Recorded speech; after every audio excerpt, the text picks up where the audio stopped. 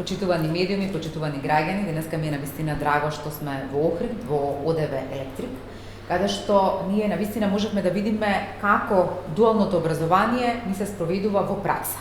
Ова е една од компаниите каде што се тестира моделот на усогласување на она кој што значи понуда и побарувачка на пазарот на труд или воспоставување на директни линкови помеѓу стручните технички училишта и компаниите на локално ниво, се со цел знаењето со кој што ќе се стекнат учениците во средното техничко училиште да биде апликативно или да може брзо да се применува во работниот процес. Ова покажува одлични резултати. Ние како влада, како и досега, така и понатаму, гледаме дека ова е оној вистински долгорочен план за инвестирање во работоспособно население во нашата држава или до конечно долгорочно усогласување на понуда и побарувачка на пазарот на труд.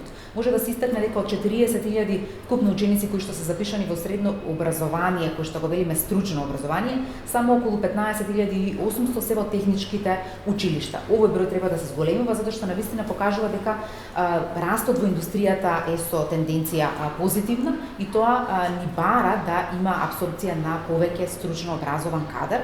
Токму затоа младите лица во нашата држава ги насочуваме и кон овие училишта. Но овие училишта, како што знаеме, со години беа запоставени, немаше инвестиции во кабинетите.